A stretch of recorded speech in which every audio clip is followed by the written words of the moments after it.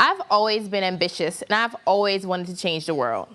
I wanted to make a difference. From the time I stepped foot on campus, I was leading initiatives to build the entrepreneurial spirit across campus. But my dreams and goals, they were bigger than that. Remember, not to ever let anyone tell you that the sky is the limit when there are footprints on the moon. Joining UIF gave me the skills and the support to do even more.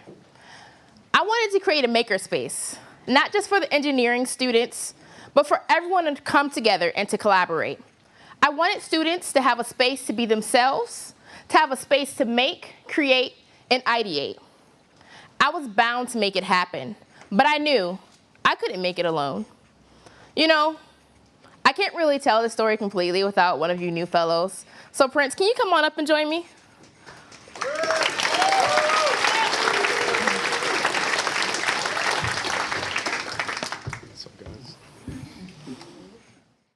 So when I first met Jackie, well, I really wasn't sure what to expect. She was an innovation fellow, and I wasn't. I didn't even really know what an innovation fellow was.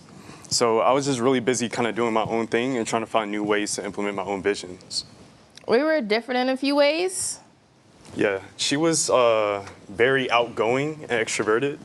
And he was like super calm and collected. But we were alike more than not. I agree. We were both extremely passionate about change. So creating a makerspace out of a large storage closet, getting up and running, and actually getting the students in the makerspace was a task that the two of us were actually made for. We used each other's strengths and weaknesses, dividing the tasks accordingly, and had no problem stepping back when it was the other's turn to perform within their strengths. And as a result, our chemistry as business partners and change agents was able to flourish. If that meant staying in the space until midnight, we did. Running the stores 3 to 4 times in one day, we did it. It was no easy task, but I honestly couldn't have executed it the way I did without him.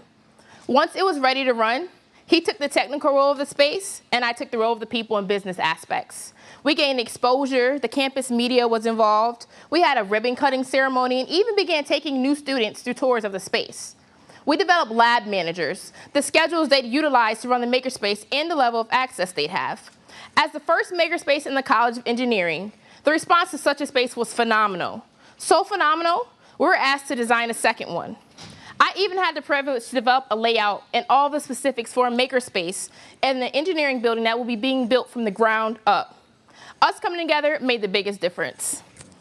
It literally only took 2 people with a vision to come together.